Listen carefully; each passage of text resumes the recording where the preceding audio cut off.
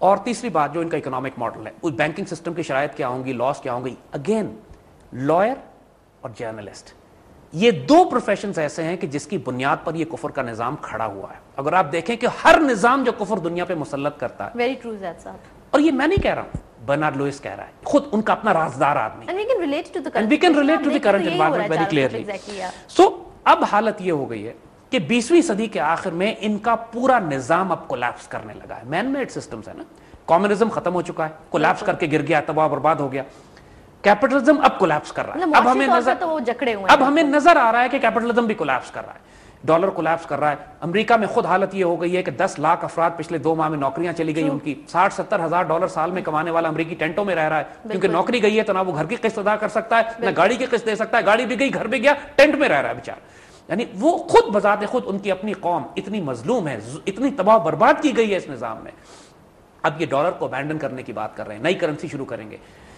جو تباہیاں آگے یہ برپا کرنے جا رہے ہیں، ان کا ارادہ یہ ہے کہ 6 ارب انسان دنیا میں موجود ہیں تو اس کی آبادی کم کر کے 5 ارب گھٹائی جائے، 1 ارب آبادی کی جائے. یعنی 4-5 ارب انسانوں کو اب یہ ہلاک کرنے جا رہے ہیں. کبھی بھوک سے فوڈ کنٹرول کریں گے، کہیں بیماریاں نہیں، کہیں برڈ فلو دیں گے، کہیں سوائن فلو ڈالیں گے، کہیں پہ ایڈز جاری کر دیں گے، کہیں پہ جنگیں کروائیں گے. آبادی کم کرنے کے یہ ظالم وہ لوگ ہیں جنہیں قرآن اسی لیے کہتا ہے یہ تخبط الشیطان من المس، شیطان نے ان کو چھو کے باولا کیا ہوا ہے. یہ پاگل لوگ ہیں، دیوانے لوگ ہیں، ایبسولوٹ جنونی. یہ کروڑوں اربوں انسان ہلاک کرواتے ہیں اپنے کفر کے نظام کو سٹیبل. کیونکہ ذہنیت فرعون کی ہے نا. فرعون کو جب پتہ لگا تھا کہ ایک بچہ پیدا ہوگا تمہارے نظام کے خلاف، تو اس نے ایک بچے کی خاطر لاکھوں قتل کرا دیے. ان کو بھی پتا ہے کہ کسی ایک ملک میں اسلامک ماڈل قائم ہو گیا تو ان کا پورا نظام دھڑام سے نیچے گر پڑے گا. اسی لیے آپ جارج بش کو سنتے ہیں 2 باتیں کہتا ہوا. ایک طرف وہ یہ بات کرتا ہے کہ ہم کہیں مسلمان نمازیں پڑھتے رہیں، روزے رکھتے رہیں، حج کرتے رہیں، ہمیں کوئی اعتراض نہیں ہے، لیکن کہیں مسلمان شریعت کی بات کریں گے تو ہم وہاں آگ لگا دیں گے، اور اگر مسلمانوں نے خلافت کی بات کی تو یہ تو ہم قیامت ہی ڈھا دیں گے اس جگہ پہ. اور جہاں تک خلافت کا تعلق ہے، ہمیں حضور صلی اللہ علیہ وسلم کی احادیث سے یہ بات ثابت ہے، بالکل معلوم ہے ہمیں یہ بات. اور ہماری زندگیوں کا مقصد بھی یہی ہے کہ ڈیوٹی جو دنیا میں مسلمان کو دی گئی ہے کہ اگر خلافت قائم ہے تو اس کو اسٹیبلش، اس کو جاری رکھیں، اس کی حفاظت کریں، اگر قائم نہیں ہے تو اس کو قائم کریں. بالکل. اور خلافت علی منہاج النبوہ، یعنی ایسی خلافت جس کی بنیاد نبوت حضور صلی اللہ علیہ وسلم کے مشن پر ہو، اس پر اس خلافت کی بنیاد رکھنا دوبارہ، اس کی بشارت ہمیں حضور کی احادیث میں واضح ملتی ہے کہ ایک وقت آئے گا کہ خلافت ختم ہو جائے گی، پھر جو اسٹیبلش ہوگی وہ علی منہاج النبوہ ہوگی. اور یہ خوشخبری ہمارے پاس ہے. اب ہم دور کو جب دیکھتے ہیں، زمانے کو جب ہم دیکھتے ہیں، تو ہم یہ ریئلائز کرتے ہیں کہ انسانیت پر احسان ہوگا یہ کہ اگر انسانیت بھی اس خلافت راشدہ یا خلافت علی منہاج النبوہ کے تحت لے آئی جائے کہ وہ نظام کہ جس سے بہتر نظام انسانیت نے کائنات میں نہ کبھی دیکھا نہ دیکھے گا. ہم اگر اس کا 10% بھی اچیو کر سکے، 20% بھی اچیو کر سکے، یقین کیجئے انسانیت کی معراج ہو جائے گی. آج کے دور میں لوگ اعتراض کیا کرتے ہیں؟ اعتراض یہ کرتے ہیں کہ پاکستان میں ایک ریڈیکلس آرگومنٹ ہمارے ساتھ شروع کر دی گئی ہے. ایک جھوٹ، جو ہمارے دانشور ہیں، ہمارا میڈیا ہے، ہمارے جو انٹلیکچوئلز ہیں، سیاستدان ہیں، ان کی ذہن، ان کی فکر، ان کی سوچ یا تو اتنی گھٹیا ہے یا وہ پلانٹڈ لوگ ہیں کہ جو اصل فکر اور سوچ کی طرف جانے ہی نہیں دیتے. ایک طرف ہمیں کہا جاتا ہے کہ جناب ڈیموکریسی اس ملک کا واحد راستہ ہے اور ڈکٹیٹرشپ سے زیادہ ناپاک نظام کوئی نہیں ہے، اور سارے سیاستدان فوجیوں کو گالیاں دیتے ہیں. جو فوجی حکمران آتے ہیں، فوجی حکمران کہتے ہیں ہم آتے اس لیے ہیں کہ سیاستدان کو لیپس کر جاتے ہیں اور ملک کی عزت اور آبرو کی حفاظت نہیں کر پاتے، اور قوم ایک سائیکل میں گھومتی رہتی ہے. دوسری طرف ہم سے کہا جاتا ہے کہ یا تو liberal western democracy, liberal western lifestyle adopt کر لو، یعنی ایکسٹریم لبرلزم جس میں دین، عزت، آبرو، ایمان سب چھوڑ دو، فحش حرکتیں کرو، وہی ویسٹرن ایجوکیشن سسٹم، انگریزی بولو، یا تو وہ نظام اڈاپٹ کر لو. اس کے ریئیکشن میں یہاں پہ تحریک طالبان پاکستان جیسے بیت اللہ اور فضل اللہ جیسی شریعت نافذ فساد برپا کروا کے ان کے جو شریعت کے نام پر دہشت گردی ہے اس کو پریزنٹ کیا جاتا ہے کہ یہ اسلام کا ماڈل ہے، ایکسٹریمزم کو فروغ دیتے ہیں تاکہ یہ اسلام کا ماڈل ہے جو پاکستان میں آنے والا ہے یا پاکستان پر قبضہ کرنے جا رہا ہے. یعنی ہمیں کہا جاتا ہے کہ یا بش کو قبول کرو یا بیت اللہ کو قبول کرو، جیسے بیچ کا کوئی راستہ ہمارے پاس ہے ہی نہیں. اور اب وقت آ گیا ہے اس وشس سائیکل سے، اس ناپاک سائیکل سے نکالنے کے لیے.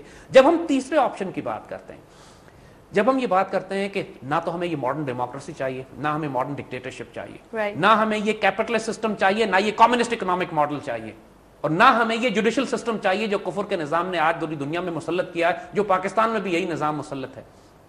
اس کی ہم آپ کو مثالیں دیتے ہیں. دیکھیے جوڈیشل سسٹم کی پہلے بات کریں پاکستان میں سب سے بڑے اس وقت دو چیلنجز ہیں. ایک چیلنج ملک میں یہ ہے کہ ملک میں کرپشن اس قدر شدید ہے کہ پورے ملک کو ہڑپ کر کے کھا رہا ہے. بالکل نو ڈاؤٹ. دوسرا دہشت گردی.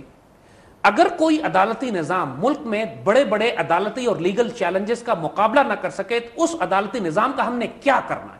پچھلے 20 سال کی مثال لے لیجئے, ایک کرپٹ آدمی کو پھانسی یا کوڑوں یا جرمانے کی یا قید کی سزا نہیں ہوئی ہے کرپشن پہ. بالکل.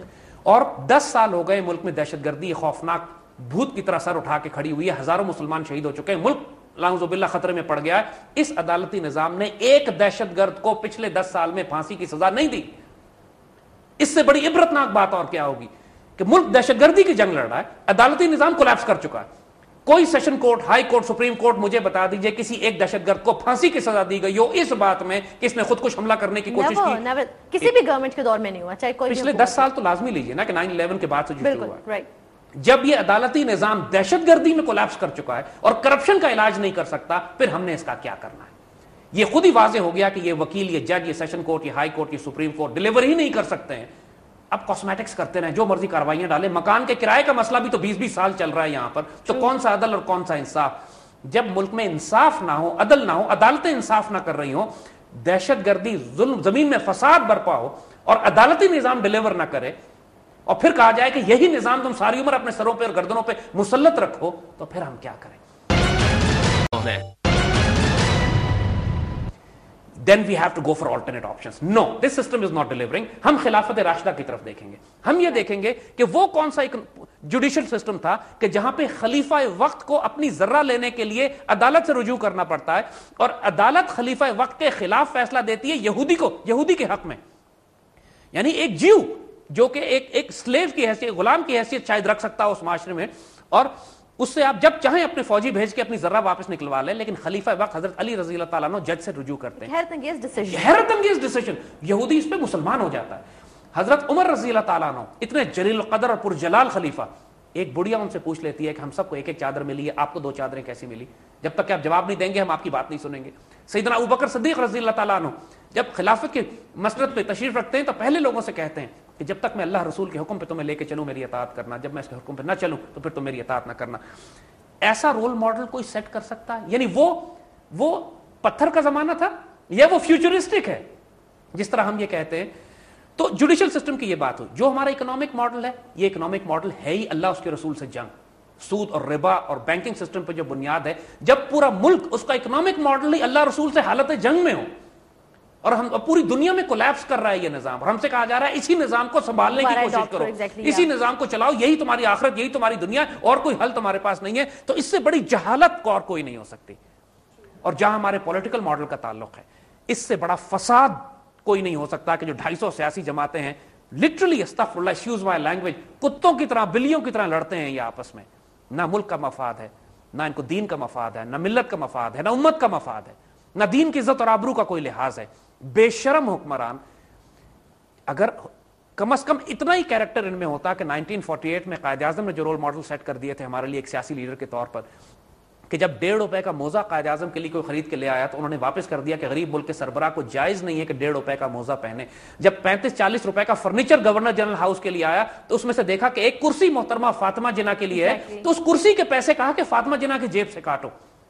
جب فائنانس منسٹری کو بائی پاس کر کے قائد اعظم نے خود اپنے جہاز کے اندر ایک ٹیبل فٹ کروا لی کہ میں جب چاہتا ہوں تو میں سفر کرتا ہوں تو مجھے لکھنے میں آسانی ہوگی, تو فائنانس منسٹر نے اعتراض کیا کہ آپ نے رولز اینڈ ریگولیشنز کو بائی پاس کر کے ایک ٹیبل لگوا لی ہے, آپ کو فائنانس منسٹری کو لکھنا چاہیے تھا. تو قائد اعظم نے معذرت کی, اپنا آرڈر کینسل کر دیا.